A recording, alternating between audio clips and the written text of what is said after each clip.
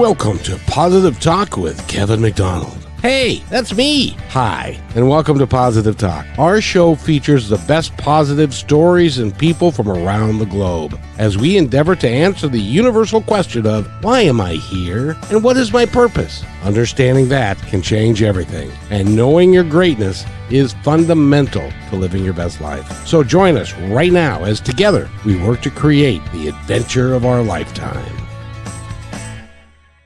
I am so excited. We get to have a full range conversation with all my friends and my newest friend, Alizah, who is here. And one of the things that we talked about last time she was on, and she is a manufacturer. She's developed a unique, really interesting pillow that we're going to get into talking about the pillow a little bit later, because we've got what I've learned over time, ladies and gentlemen, whoever's listening, that people are motivated and they have a passion, but that's not all they are. There's a lot more to people than a typical interview will allow for in a lot of cases. And so we like to go find out who you really are and how you got to be where you are and why you developed a pillow that is, by your own words, was designed to help people, Alizah. And that's Elijah, and that's Alizah. Alizah. It's Jiminy Christmas. And thank you. This is my correct spelling coach, and her name is Brachelle. Hi, Brachelle. Hi, everybody. Thank you for joining in. We love you.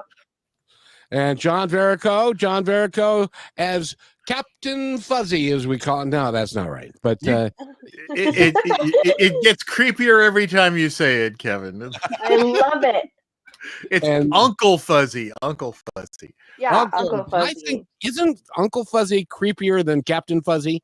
I don't know. Well, if you say Uncle Fuzzy, maybe, but I think Captain Fuzzy can stick for you, and the rest of us will stick with the Uncle part. Very, very good. And poor Alizah is sitting here like a deer in the headlights going, what am I getting involved with here? Well, I'm just thinking, Uncle can sound a little bit creepier than Captain. It's all about the context. Exactly.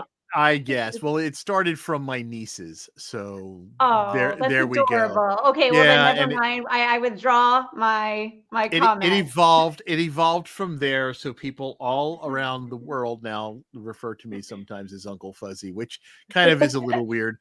And Kevin and Brachelle just learned about that today. Oh, it's like a new toy that we're just playing with. It's amazing. I want to do the Fuzzy was the bear. I don't know if you know that. So interesting. I guess we can so look. My younger brother, he's 4 years younger than I am, and has closer to Kevin's hairline than mine. Okay, his hairline is kind of way back there.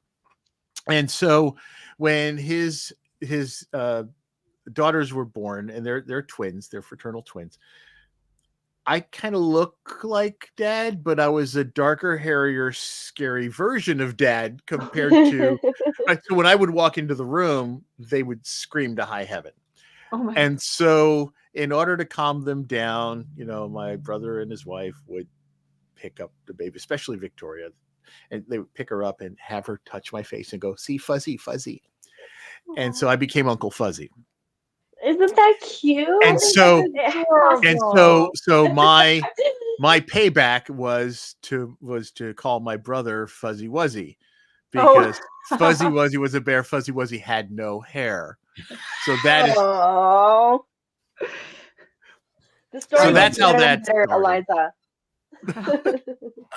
Alizah, well, I guess the price you pay for having the very fortunate DNA and still, having the great locks. Well, that's something I got from Dad. Dad left me a good head of hair and high cholesterol. So, Dad, I could have used some cash because I could have bought a rug, but anyway, there we are. But we're not here to talk about me and Uncle Fuzzy and all that other stuff. We're here to talk about you, Alizah. We want to get to know you. I haven't had the chance to chat with you before, and I know Kevin and Brachelle have. So this is my first opportunity, and I am delighted by your great smile and your welcoming personality, and I can't wait to hear more about you. Doesn't Oh, she have thank you outstanding so much. energy? She does. Aw, you guys are so sweet. See, We're so far away. before I came on this evening, well, evening here in Rhode Island, but I was telling my partner how much I was looking forward to just speaking again with Kevin and doing this podcast. It's such a pleasure to be here. I love the format and the conversation and what you said, Kevin, when you made the introduction about really kind of going off the business topic and just focusing on more holistic of what a person is. I just so enjoyed our last conversation. I'm thrilled to be back. And it's a pleasure to meet you, John. Thank you both, Rochelle and John, for joining us. I really am looking forward to it. And I love the personal stories about Uncle Fuzzy and it all. So don't we are the four of us are on this spotlight together. So feel free to just share any of them. I enjoy them thoroughly. The fun part is, though, is that you've created something, and we'll talk about the pillow in the second half, but you've created something because of your desire to help humanity, and this is your way of choosing what vehicle you're going to use to do that. And it really is cool for other people who are thinking they're going, I'd really like to help somebody, and I'm having the best chocolate chip cookie in the world, and I would love to get it out there and to maybe have positive sayings on the package and doing some really good things. But no, that's silly. I couldn't do that. What was it that made you want to create something for humanity and have the passion to follow through on it? Because not everybody does that, and I want people to understand, yes, you can. Oh, completely. And to be honest, I just knew from the time that I was very young, about 7, 8 years old, that I was here just to help and give back. And by the time I was 9, I thought I was going to do it by I wanted to become a teacher. I had a whole life plan at 9 years old. I was going to become a math teacher in an elementary school, work my way up, and then open my own school in some less unfortunate country so the kids there could, because math is hard and I really loved it. And so I thought, it's just about the teaching. And I wanted to bring education to those who might not be able to have the experience that we're fortunate to in this country, although obviously our education system is a whole other topic. But it honestly, the pillow, now that I am along this journey and I am 36, what happened, I needed the pillow for myself and then ultimately realized others could benefit too. And it has really transformed into, this is my way of giving back. So the way I look at it is the pillow itself helps people, and I keep the price point as affordable as possible so most people can have access to that pillow.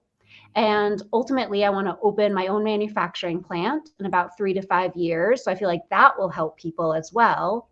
And what's the most important to me is donating funds. So if I were ever fortunate enough to have a profit, I have no interest in hoarding money. I don't want a boat or a mansion or multiple homes. It's very important to me to maintain my minimalistic lifestyle and just be able to keep that money in rotation and to donate to charities that really mean something to me. So I do believe that this invention is my pathway to my life journey, the purpose of really just helping and contributing to humanity as a whole. I We have to are ask all you in a awe. question. I have to ask a question. So before you came up with the pillow, and because you kind of skipped from wanting to be a teacher to coming up with the pillow, tell us a little bit about the in between time, if you can. Sure. So, well, I dedicated my entire life to my 9-year-old plan for a big chunk of time. So basically, I started tutoring math in 3rd grade. I tutored first graders. I then won an award for math and science. By high school, I was I went to an alternative high school, so I got to take time off of class and go to a charter school down the road, an elementary school, and be a teacher's aide. And I also helped out some of the teachers at my high school and helped teach the math and science classes. And then applied to school to become a math teacher and elementary ed. And in my first semester realized I don't want to do this. So, so I was 18 and realized that I just kind of dedicated my whole life to something I thought I wanted when I was in single digits. And that it was very important to me to be in public education. That was part of my whole goal. And once I got into college for that major, I realized all the red tape that it entails. And it's very political. And I knew that was not the career for me, it wasn't going to be fulfilling. It would just not be what my little 9-year-old brain had envisioned for myself.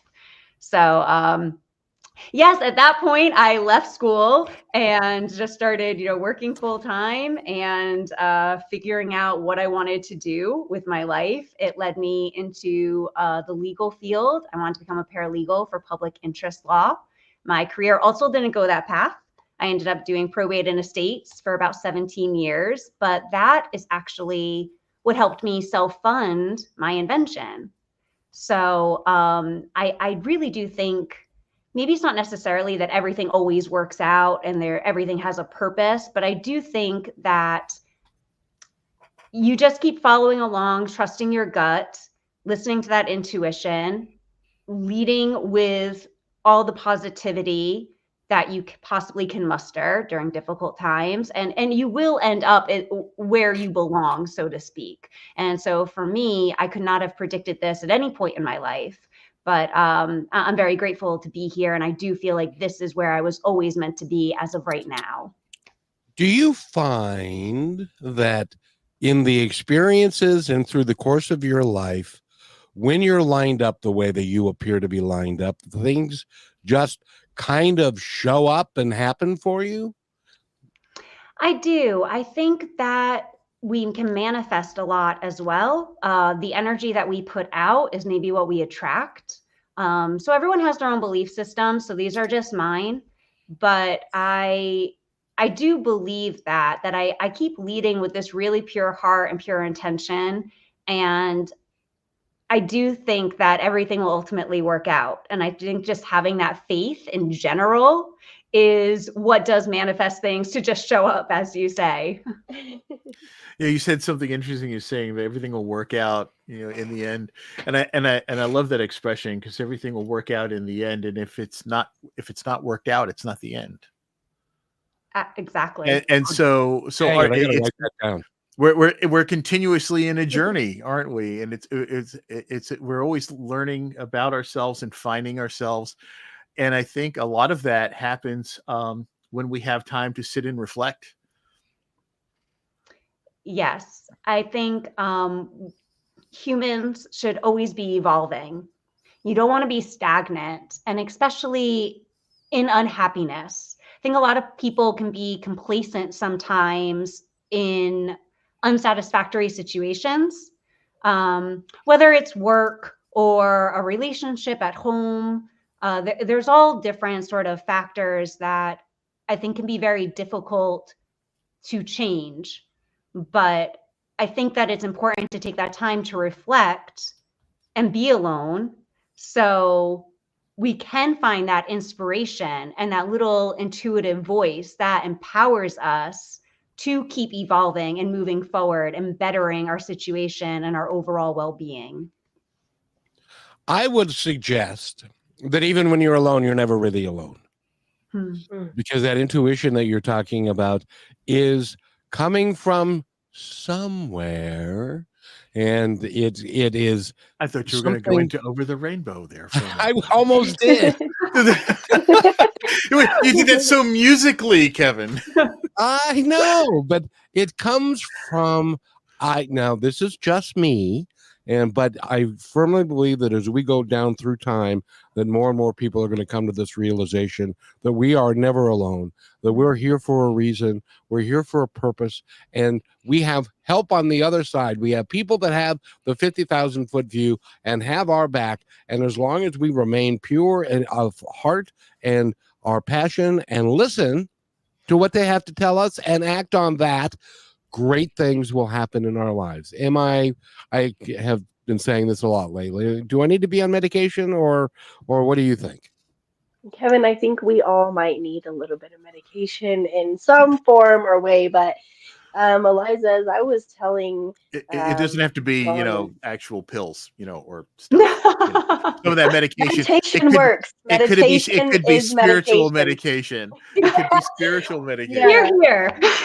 And as I was telling Kevin and John in our previous podcast, um, I'm an only child, so spending a lot of time alone is perfectly aligned with what you and Kevin talked about of like finding yourself and figuring it out, and going through situations of knowing I was an only child and being bored. I was kind of a people pleaser for a while. I wanted all the friends. I wanted everybody to like me. I was in a 9-year relationship, and I there was no such thing as me being in my own time, and I did become complacent. I love that you said that because you get stuck in a place of like, who am I and what do I want to be? Like, what am I even doing? Why am I here?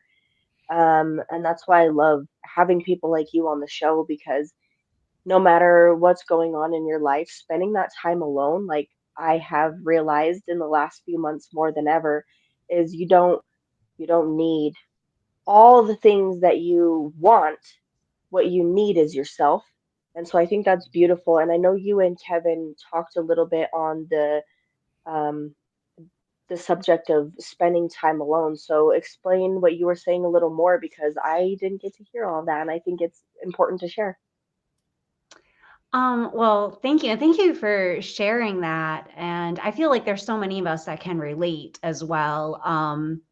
To not really acknowledging that we ourselves are important and that we have feelings and that we matter as well. I feel like what you were just speaking on is actually pretty common. And I think that happens a lot when we're always in relationships, not necessarily romantic, but when you are cohabitating, even with your immediate family growing up, if you're constantly focusing on someone else or a relationship and you're pouring your energy into that instead of self-focusing, I think it's a wonderful distraction. But it prohibits us from that growth and a lot of realizations. And so, yes, to answer your question, I think that I agree with you, Kevin. I don't think that we're ever really alone. I think I mentioned on our last podcast together, I personally believe that there is an ego consciousness in the brain, and that's where the subconsciousness is. But I believe in different planes of consciousness. And for me, I think the gut and intuition is really that cosmic consciousness or a God, whatever word people want to use, it doesn't really matter because ultimately I think they're all really the same. And for me, I connect with that in my sacral chakra, my stomach, because I feel it's like that gut and intuition. And so whenever I am trying to get out of my head and get out of my ego and connect and really tune in, I kind of just focus on that sacral chakra. I bring my consciousness down, and for me, that's what opens up that pathway. So I feel like I can commune and hear easier with those other planes of consciousness out there. So that's not really possible to do unless you're by yourself physically. When there's others around, I think that can interfere. So I think That's alone such a time is good really point. vital for so many reasons. Even if you're not meditating, if you're not connecting, you can just then think about yourself and think about things in your life. And even though that's all ego, it's very important because our astrological bodies are impacted by our physical bodies and our brains. And, they really are all together, our soul and our emotional and mental well-being. So, Well, and I just have to follow up and touch base on what you just said. Um, Being an only child and spending that time alone, I realized that I wasn't alone. And I love that Kevin said that because we're surrounded by things all the time. But I'm a medium, and for a long really, time I had shut it off. I have opened my energies back up and had experiences that are unexplainable recently. But if I wouldn't have had that time to myself, I wouldn't have realized the spiritual gift that I really did have that was possible. And I think that's inside of a lot of people, but it's just not. They're not aware of themselves enough to know that it's there. and I don't want to just dominate the conversation between the two of us, but I want to respond and bring up a very valid point that I think doesn't get spoken about. I think so many of us have had spiritual, and we will just classify them under the umbrella of paranormal experiences, those unexplainable experiences. But I think we're so scared to talk about them because we're afraid of being labeled as crazy or lying. We're just scared of judgment from others. But I think that's what prohibits us from really understanding and knowing a lot of actual, eventually, I believe, proven science, because there's so much that we don't know, right? We don't know about the black matter. We don't know about certain types of energy. I think physics is a little bit limited right now in our knowledge base. But I think if we were more going to open up and talk about these experiences that we can't explain without that fear of judgment, I think we would actually learn quite a bit, and it would help us figure out all these other sciences out there. And I just feel like it's how we would really progress to that next level as a humanity.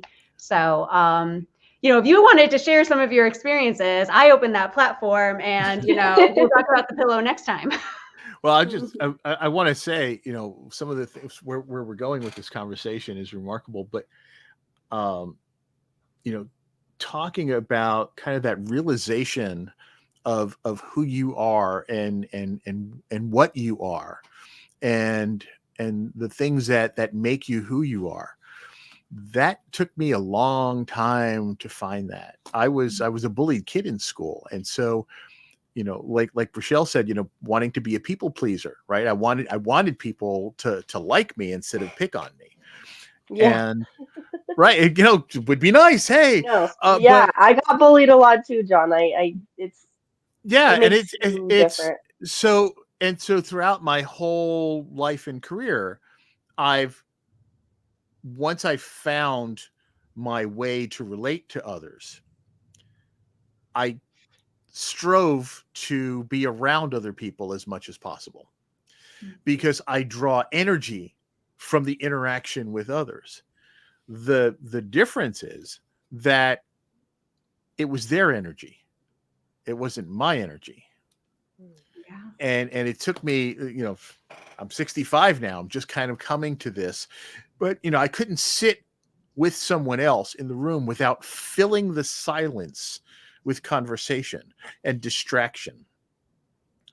And it's only now in these later years that I can sit comfortably, with someone else in the room and not feel the need to fill the void and not feel the need to do something to please that other person to make sure that they're okay. Although I still have that tendency, I must admit, but it is so important and I didn't like myself alone early on because I didn't know who I was.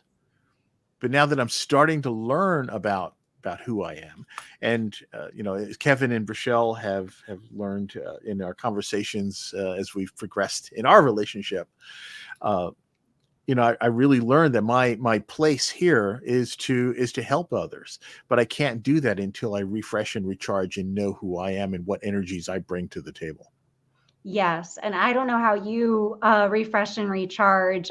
For me, it's really being in nature. I think being either by the water, I love being in the woods, but that energy that I receive from nature, and for me, like I said, it's especially trees, which they have scientifically shown the compounds that trees let off, whatever the proper term is, and how they impact our chemistry and our brains. Just starting with oxygen. I mean, we'll just say, right? let's get down to the basic there. No, seriously. Yeah, no, but I guess they communicate with each other, the trees. And so when humans are present, like I said, I don't know enough about this topic to speak about it with any sort of authority, but I know that it's true because I read it in the science section of the New York Times. So must be true. I read it on the internet. It's got to be true, right? How do you replete that energy and feel that re-energizing spirit? Oh, can I? Oh, yes. One of the biggest ways is through nature, for one, doing these shows with highly educated, highly spiritual people who can give back and forth the energy that we all need to relate to each other is an amazing way for me to recharge. I can go into a podcast and be, I'm tired, I don't really want to, and by the time I'm done, I'm energized and I'm ready to go. And I would also like to just add this: there's a certain point in your life, if you allow it to be, you will become aware that everything that happens to you and around you is by divine design. And if you become aware of that, then sometimes sitting alone, you can reflect on what has happened in the past, and you can come up with a whole brand new synopsis of, why did that happen? Why did my friend tell me to do a radio show and then disappear?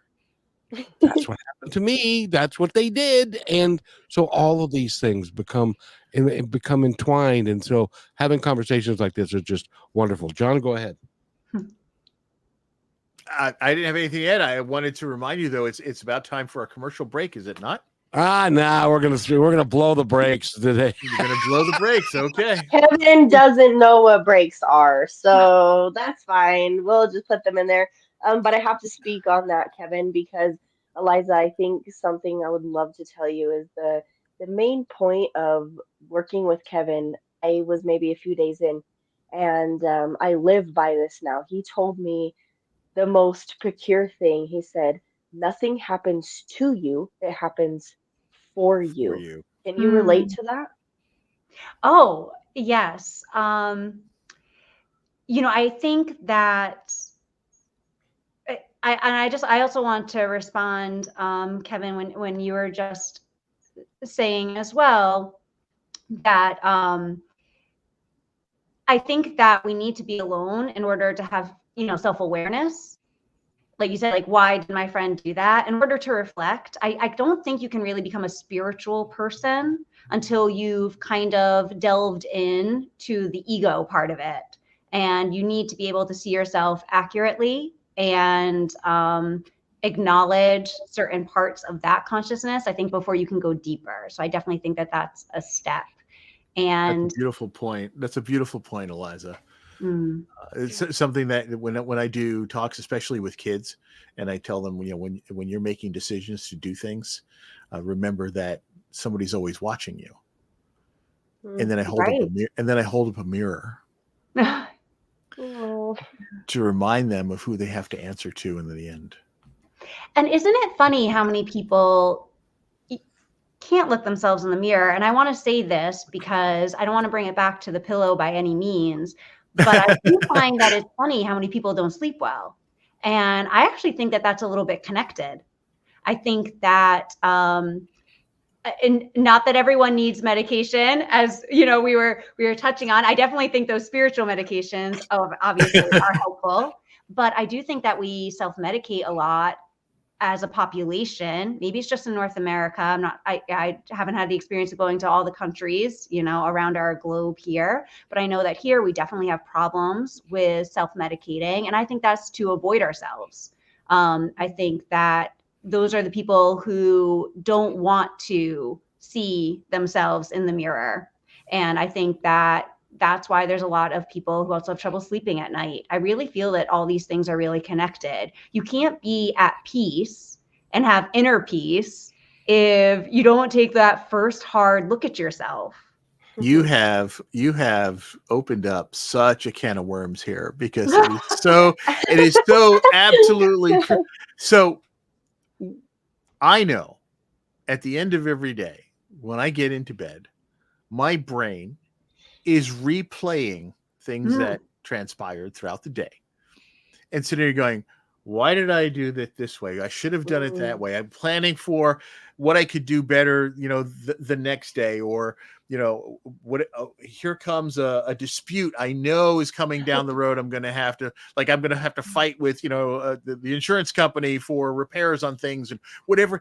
All of this stuff is going. And of course, the last song I may have heard playing on the radio or the TV, and 62,000 other things. So what I do is, because my brain is too noisy to meditate, so I will sit and I will read, but I do not read books for learning at this point in my day.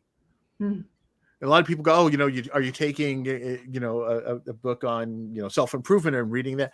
I could, but my brain will start learning, and I don't want to learn at this point in my day. So I read like completely nonsensical fiction, and just get lost in the story, so that my brain ultimately focuses on a single thing, even if it's something inane, just so that I can slow down. But then part of my brain is enjoying the creativity in the story. And then I can go to sleep, and in my sleep, my creativity continues to build.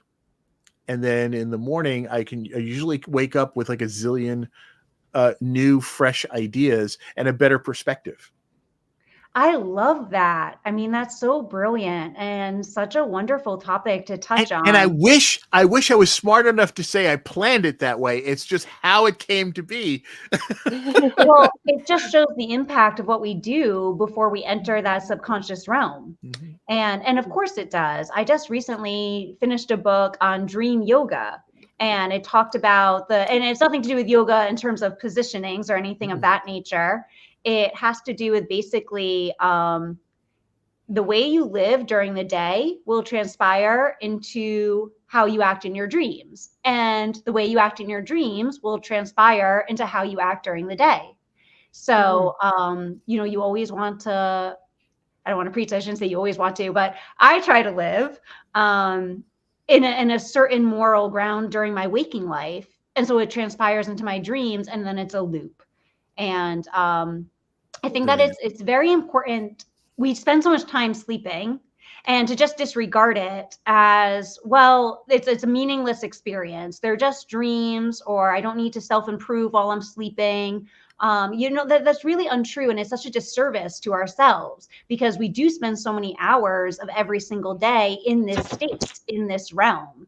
And I just think, if more of us appreciated actually the benefits of that, besides obviously getting REM sleep in that cycle, but psychologically, it's very beneficial if you're using that time to self-improve. So if you're having a dream and you help someone, or you make the right decision, or you don't lie, or you uphold these moral values, that will absolutely transpire into your waking life. And so I think that I love your intentionality on this.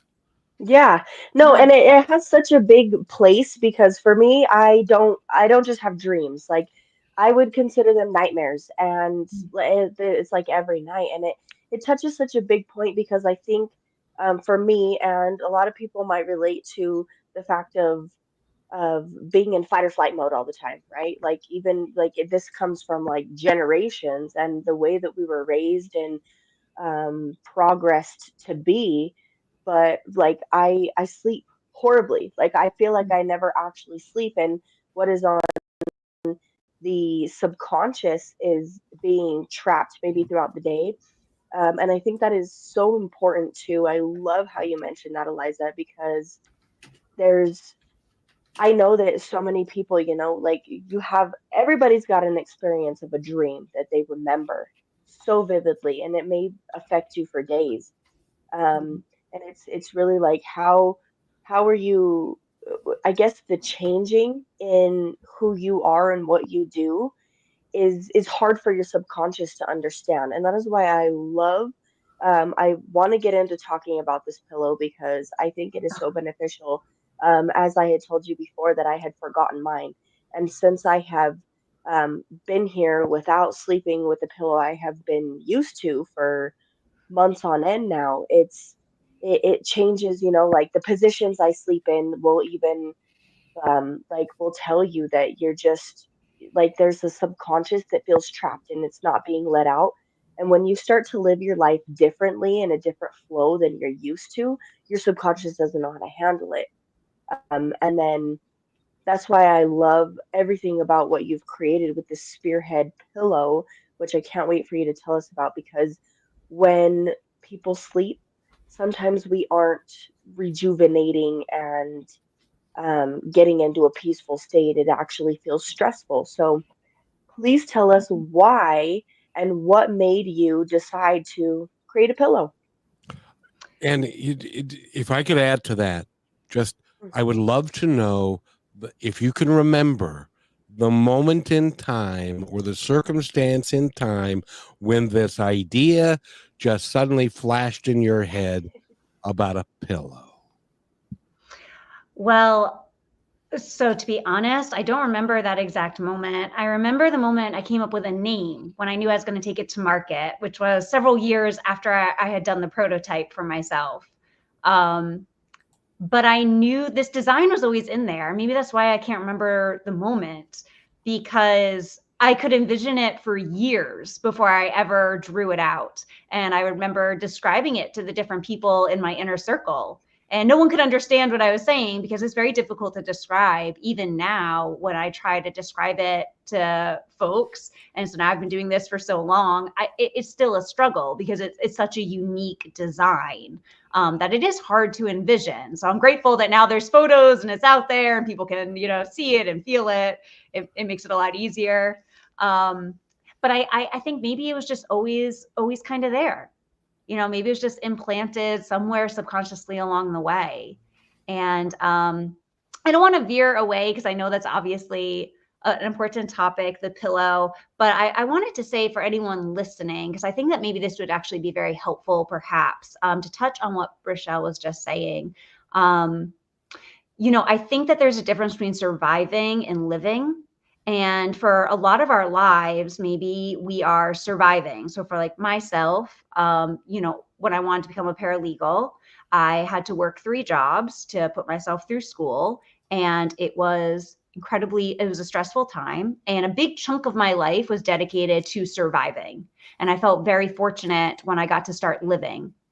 But I think if we're in that mode during our waking life, we should really give ourselves the luxury and the break and the peace to live in our dreams and not be in that fight or flight mode or feel trapped. It's really the one place that we can be more free to experience pleasure and a lack of stress. So I just kind of wanted to pass that along in case that's helpful for anyone out there who is currently in that survival mode. Because living is a luxury, let's be honest. It's a privilege to not have financial stress, whatever those circumstances mean. But yes, so the pillow, basically I invented it for myself. I just really needed it. Oh yes, please, John. I just wanted to throw something out there because we talk a lot about fight or flight mode. And obviously there's other modes. There's also freeze of people who can't determine an action. And then there's the one that I tend to do, which is fawn. So there's fight, flight, freeze, and fawn. And fawning is an attempt to appease someone in order to get out to get out of the conflict situation. Right. So instead of fighting back or running away from or just complete inactivity at all, I actually will try to intervene in a way to appease and calm a situation. I'd rather talk my way out of a fight and that's been your strategy since being bullied as a child. And I didn't, and again, I didn't realize that until somebody threw this stuff in my face, and I went, "Oh, that's what I do. I get it now." I So, and I understand think me. that's beautiful, John, because when I got bullied as a kid, all I knew was bear up your fist and be ready to fight somebody. Like I just got angry. And when there was those kids I was that were too like small to be you, effective that way. no, okay, I was too. I was I thought I was 5'3", weighed strong. 110 pounds as a guy. That was when I was 18 years old and as a senior.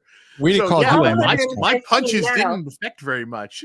Yeah, yeah, no, but I think that's such an important point to make because I've never heard that before, and I think Mm. there's such a learning in that because for kids like me who would get angry to have a child like you that was like, no, like we don't need to do this. It's gonna be okay. Let me just help you calm down is such a beautiful thing because I remember situations of other kids that I would I would get picked on, so I would be angry, and then I was mean to other kids, and there'd be that one kid that was just like, I'm not gonna fight you.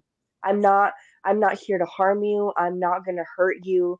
Like I'm gonna help you come back down to ground zero because really in reality I was just hurting, right? And I think that's so important. Like I've never heard the other side of fight or flight, if I'm being honest. Like I've learned a lot about these things, but um, I'm clearly a fighter, and I think that's such a good point to make because there's probably so many people that can relate to that, and it doesn't fall into the people pleasing. It's more of you learned how to protect yourself while you protected somebody else who was hurting. And that's gold. I I've love never that. heard that. And so You we know, don't find these things out about ourselves until we talk to ourselves. exactly. For me, I'm the same way. I'm a kill 'em with kindness person. But as an adult, I have learned that some people are just very unhappy with themselves.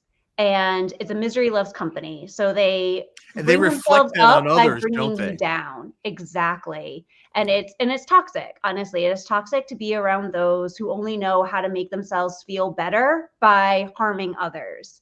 Um, and I have an incredible amount of compassion for those folks because if I believe that the purpose of life is to love and help, they're really missing it, right?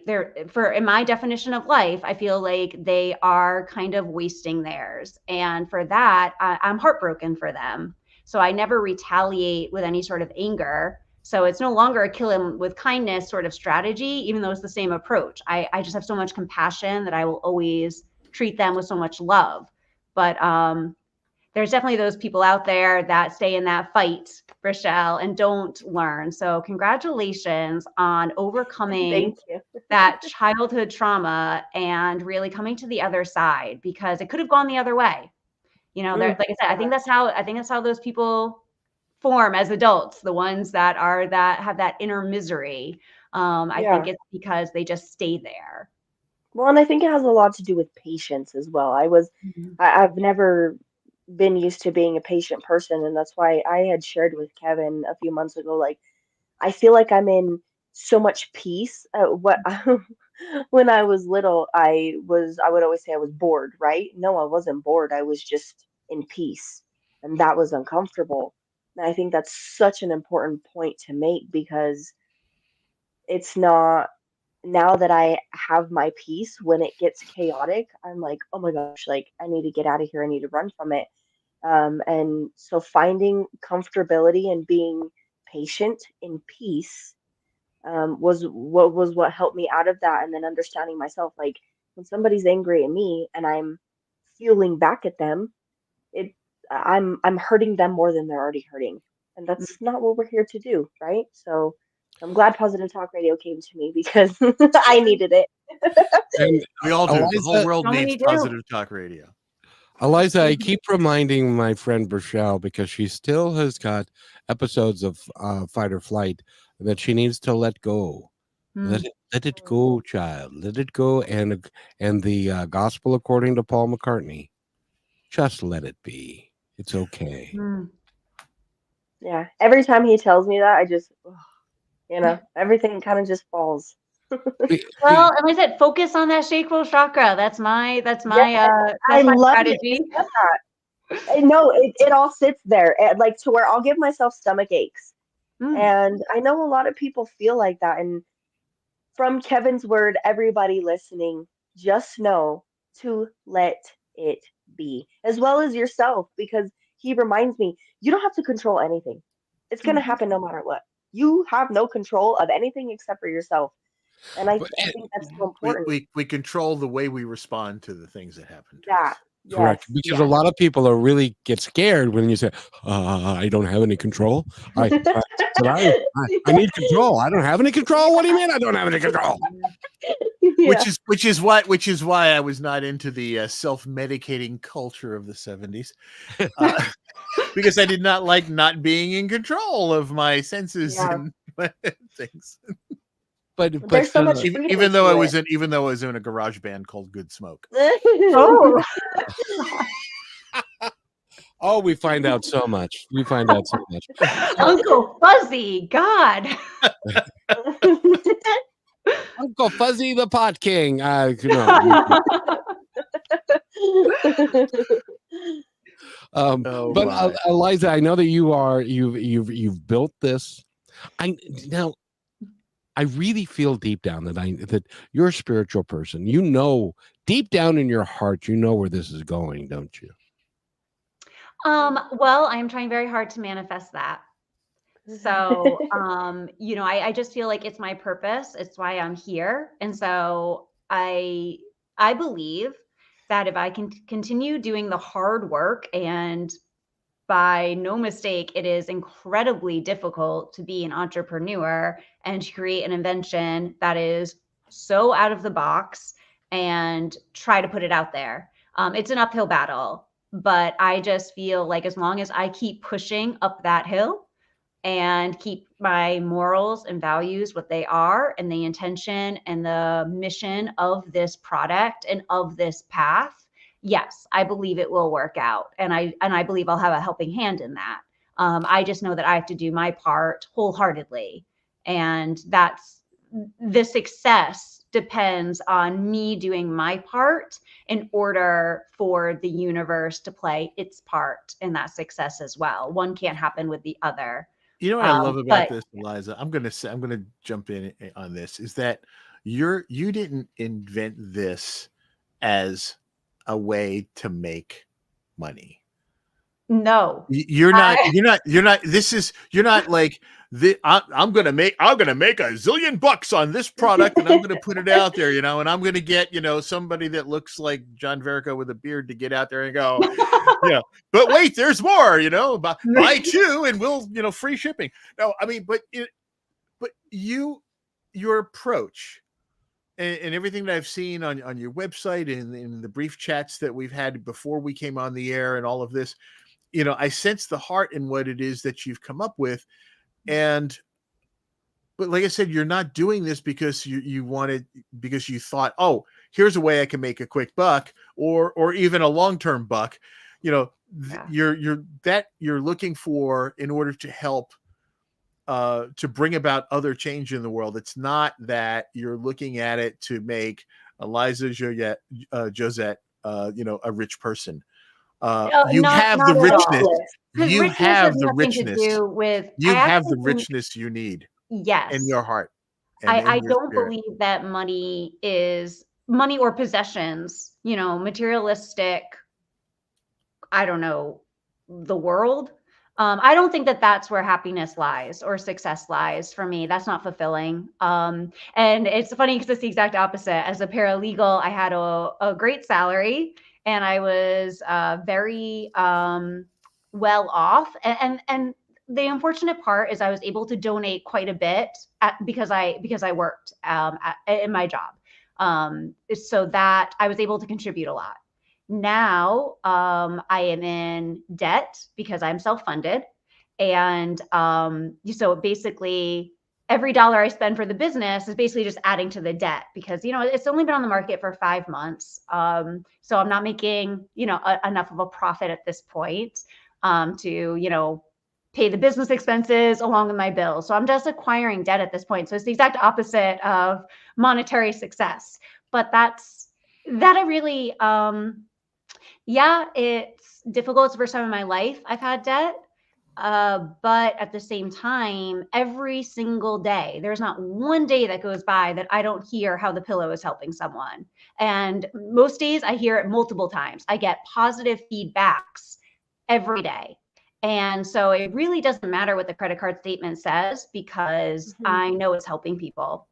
And so for the okay. venture capitalists out there who happen to be listening, all you angel investors, could you, I mean, I've seen images of it on your website, but could you describe for me and for all those like I said, potential investors out there, how this pillow works and what is unique about it? Oh, okay. So like I said, it's difficult to describe, but this is now my standard little wording for it. Your elevator pitch, let's go. Right? Well, I tell people to imagine a sphere because I think that's the easiest way to start. And then the center is concaved, and that's what cradles and supports the head. And then there is a neck indent. So at that bottom of that sphere now, there's a neck indent and it mirrors the curve of the cervical spine. So it completely supports the neck, allows the muscles to relax. One of the best features about it for myself personally, as I'm a back and side sleeper, that contoured spherical shape in back with the weight of the head and that center concave, that's what allows the pillow to roll with the user during the night. So they can seamlessly transition from back to side sleeping position. So it's crafted in a really meticulous way, as well as being lower to the mattress, because it's all about spine alignment. And I initially thought that it was only for folks who have neck or shoulder pain. And I have found out since it's been on market that it actually benefits those that suffer from lower back or hip pain as well. And it's all that spine alignment that just carries down through. But there's an adjustment period with it, not for everyone. There are several out there that love it on night one, but because it's so unique in its design, and especially that spine alignment for myself, on my first night sleeping on the Spherehead pillow, I had feet cramps.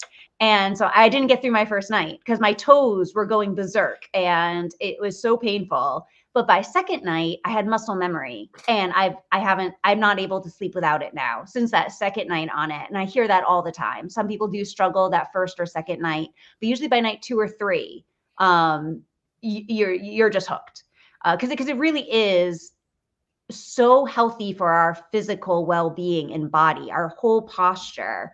So our bodies gravitate towards that, and we feel it and we know it feels good. So it just takes a little bit more of a mental and physical adjustment. But Well, and Eliza, I have to say it's so rewarding to have somebody like you on our show because this is what we're about, is improving ourselves and being healthy and finding ways that we can help ourselves and help other people. So thank you so much for creating that. I cannot wait to buy one. And I love how selfless you are. When it comes to business, that's not really a thing. And then you and Kevin continue to just prove how it can be. And I think it is so beautiful because a lot of us are, we look maybe in a little bit too much and it makes us selfish. But the way you're selfless and you just want to do whatever you can while you're here to make it better and make it easier. Like, just thank you for that. And I'd have to say too that um, I've gone through many, many, many miscarriages myself, and for realizing how important the sleep was and the comfortability of your nervous system, I think that that could, like, that's just a huge thing for being pregnant or after having a child, to be able to have a pillow that will move with your body and help you be comfortable and relax your spine through the night. And I love how you mentioned that about your feet tingling too, because everything starts from up here. So I think I just think everything about the pillow is beautiful. I cannot wait to get one and share about how my sleep is changing. Well, So Rochelle, thank I you am for so being who you sorry to are. hear about your misfortunes. That is Okay. heartbreaking. And It was a I hope struggle for I sure. hope that works out, however it is meant to for you. and you find wherever that path leads. I did just recently do a podcast on fertility with the pillow. And because that was the theme of the podcast, was all about female fertility. And it's funny because sleep affects our hormones in such a way, our cortisol levels, stress affects our body. I actually think increased stress causes a lot of the cancers and terminal like health issues Yep. that so many of us experience. And I Yep. don't think necessarily that I think we understand that on some surface level, how stress and sleep and hormones and health are all connected, but I don't know if we really take account for it. And we really, put in the effort to make sure we're sleeping well and that our hormones are balanced and that we're managing our stress. Because if you're not sleeping, you are not going to manage your stress well. It impacts how you interact with people and how you just maintain throughout the day. So I think that sleep is really vital in so many different ways, and including infertility as well. I personally think they are connected because I think it's connected to everything with your body. No, and that's what everybody always told me is you're stressed, you're too unhappy. You can't like and that goes to play with anything for anybody, right? Your skin could break out, or maybe you gain weight or you lose weight, or you don't have a sense of hunger or something. And it coming from coming from a family who is run by cancer, the only chain thing I could realize was stress. And so thank you for bringing that up because it's so important. Like your sleep and your stress and everything in between those two are how you function. So I'm so excited to buy this pillow because I Oh, feel like it is going to help me in so many different ways. And I'm going to be personally keeping in touch with you and then sharing it on air with everybody else because everybody deserves the chance to actually rest while they sleep. um, and I know I'm not the only one with nightmares, so I can't wait to see what it will do and to be able to honor you and still, like we all survive by money, and I think more than anything, you deserve the biggest fortunes of what you're trying to do and accomplish. So well, thank you for being I who you are. appreciate that. I want to touch on 2 points. One is just about the product itself. For anyone listening who like you, Rochelle, if you decide to purchase one, and I hope it helps you, I would love to stay in touch and hear. Right now, because I am a little startup business, it comes with a charmeuse fabric pillowcase, which is the only negative feedback I receive. So many people love it. A charmeuse fabric is like a silky, satiny material. And I did it because I at this point, because I'm self-funded, I can't afford pillowcases and a variety of colors and fabrics. So down the road, I definitely hope to, but I needed just one initial pillowcase to go to market. And this way it's inclusive of all hair types. But I want to throw out there that if you, Rochelle, or anyone listening does not like that material, that the Spherehead pillow fits into any standard pillowcase in your home. So you can use your own pillowcase that you have right now and it'll work just fine. And then in terms of the pillow and you purchasing one, I really appreciate that. I do keep it as affordable as possible. And that's why it is hard, John, as you pointed out, for those investors listening, it's hard to find an investor because there isn't much of a profit margin because that's not the purpose of this invention. I don't want to make it priced out so someone can't afford it who needs it. That is the antithesis of the goal of this company. Like I said, I have those 3 goals, and it really is to help people. So it needs to maintain that affordability for the average person. But it does have a 30-day I think a money lot back. of the affordability will happen if Yeah. somebody were able to come up with a way to produce it in larger quantities, and then your cost per will go Yes. down, and so then there is a profitability in it. And that is so true. You're very correct on that because initially I had wanted to order a larger sum than I had for my initial launch, and price per pillow was significantly less. But it turns out that the warehouse fees, storage fees, for other reasons, I had to lower that amount. And that worked out just fine. But yes, the price per pillow it did increase. So, which are all reasons why I need to open my own manufacturing plant as well. It's the main goal is, well, twofold. I, one, want to be able to keep the price affordable for those purchasing the pillow. And thus, if I want it to be manufactured here in North America, I really have to do that myself. I can't have too many middlemen or middlewomen, but because everyone has a hand in it. And so it increases that markup value significantly. But it's also, I don't know how the workers are treated overseas. And that bothers me. Talking about those things that keep us up at night and that rattle in our brain. It's very difficult for me to know that perhaps I am contributing in some sort of removed way to suffering out there, to people not being treated well. And I would really love to put an end to that in general. I think we all need to acknowledge that everything we purchase that comes from different countries, not all of them, but certain ones, don't have the same sort of protections that we have here. And we don't know the conditions or who the workers are. And I fully acknowledge that. I know that that is an issue of having my product manufactured overseas, and why it is so important for me to get my manufacturing plant open here, because I don't feel comfortable with that. That is the one aspect of this invention that it's a difficult pill to swallow. Well, and it's also, and there we are back on medication again. And I wish we had more time, but I'm looking at the clock and I know we're out of time. Kevin. Oh, well, thank you all so much. It's such a wonderful conversation. I've enjoyed it thoroughly. As always, Kevin, thank you for having me on. Rochelle and John, thank you for joining. All right. I'm just standing here beside myself, just sitting here. And I've never heard Kevin so quiet. I'm serious. Like, this is the least I've ever heard him talk. But at least I want to make sure that because you have the same disease that I do. And what you have the disease of is you want to do great things for the world, and you want it to be cost effective, and you want it to work well.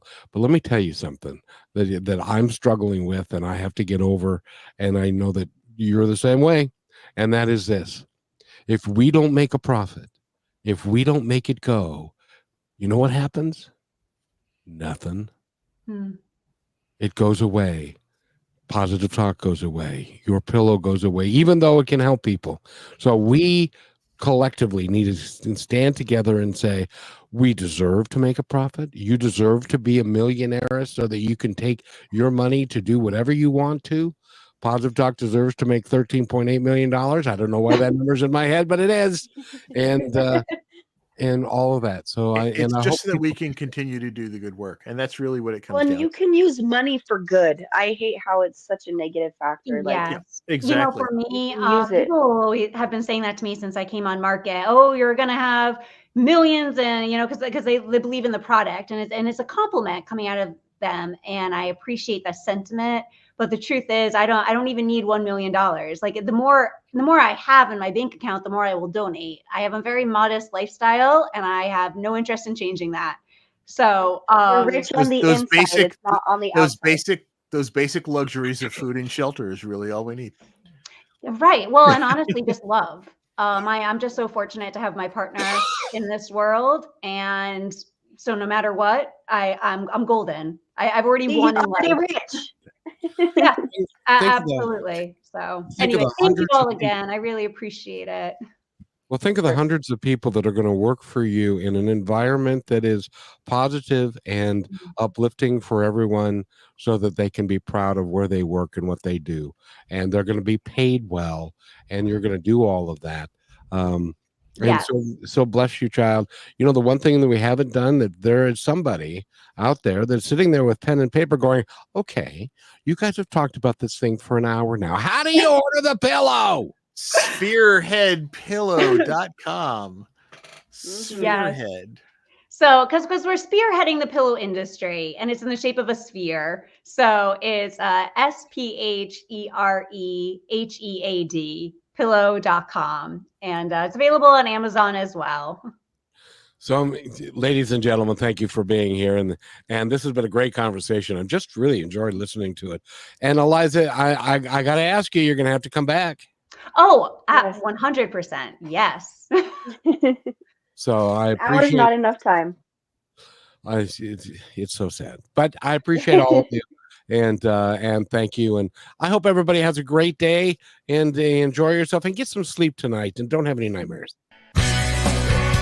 Thanks for listening to this episode of Positive Talk with Kevin McDonald. Our purpose is to provide everyone with a positive, entertaining, and educational experience. I would love your feedback and comments about the show, including possible topics and great guest suggestions. Please email me at kevin@kmmedia.pro.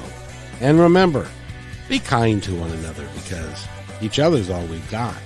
That's Kevin@kmmedia.pro.